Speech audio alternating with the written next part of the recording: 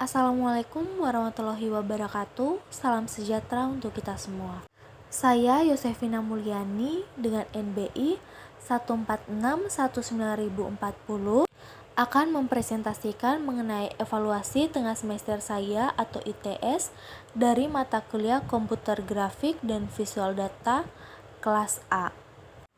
Pada soal kali ini atau tugas kali ini, saya akan menjelaskan bagaimana membuat sebuah jajar genjang yang akan diberikan foto diri saya dan ditambahkan sebuah tekstur yang transparan dan yang berotasi pada sumbu Y. Kurang lebih seperti ini contoh. Selanjutnya di sini adalah saya akan menjelaskan mengenai codingannya. Nah, pada codingannya ini terdapat fragment shader, vertex shader, main CPP, stb image, dan libs.h. Nah, di sini fragment akan mengambil output dari vertex agar nanti bisa diproses. Nah, selanjutnya stb image-nya saya dapat dari GitHub. Nah, berikutnya saya akan mulai menjelaskan mengenai codingannya dari main CPP, yang dimana pada line yang keempat sampai line yang ke-9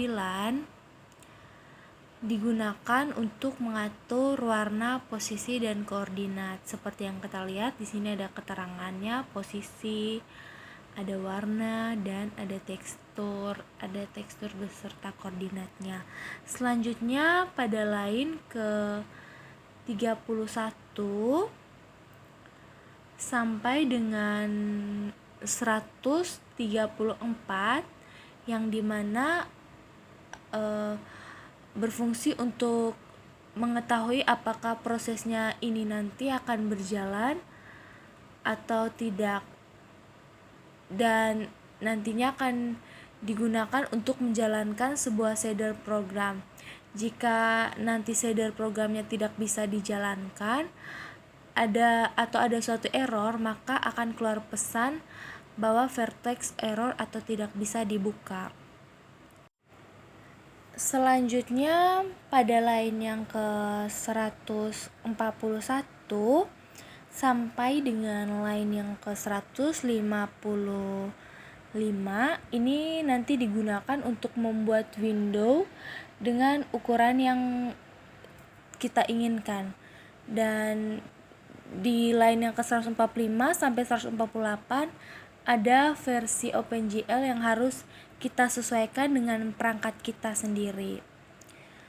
Oke, selanjutnya pada line yang ke-157 sampai line yang ke-164 di sini akan digunakan untuk menginisialisasi GLW, dan apabila GLW tidak bisa dijalankan akan keluar keterangan gagal. Nah, selanjutnya pada line ke-164 sampai 174 seperti yang saya terakan digunakan untuk melakukan pengaturan OpenGL. Setelah itu pada line yang ke-176 sampai 179 digunakan untuk menginisialisasi shadernya. Dan pada line ke-212 sampai dengan 222 berfungsi untuk menginisialisasi tekstur yang pertama dan untuk melakukan pengaturan tekstur yang pertama. Nah, setelah itu pada line yang ke-225 sampai dengan 240 berfungsi untuk memuat dan menghasilkan tekstur pertama dari gambar yang sebelumnya sudah kita masukkan di folder. Nah, pada keterangan ini saya akan sedikit menjelaskan bahwa jika file atau gambar yang kalian masukkan bentuknya PG, maka nanti keterangannya itu GL-nya itu RGB. Karena jika bukan RGB, nanti saat di-run gambarnya tidak akan masuk. Nah, selanjutnya begitu pula pada gambar dengan keterangan PNG harus RGBA. Selanjutnya pada line yang ke 255 sampai dengan 269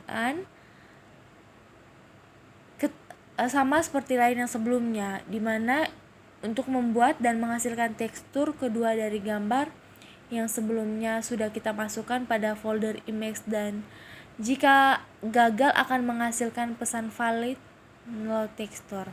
Dan yang terakhir digunakan untuk membuat matriks dan digunakan untuk merandom perulangan dari gerakan rotasi yang sudah dibuat dan untuk mengatur sebuah kecepatan rotasi. Nah, selanjutnya saya akan mulai run.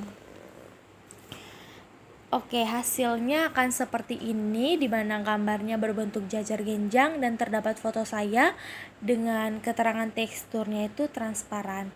Baik, sekian presentasi dari saya. Saya mohon maaf jika ada kesalahan kata saat presentasi saya dan kekurangan dalam presentasi saya. Saya Yosefina Mulyani mohon maaf sebesar-besarnya untuk segala kesalahan dan kekurangan dalam presentasi saya. Sekian dan terima kasih.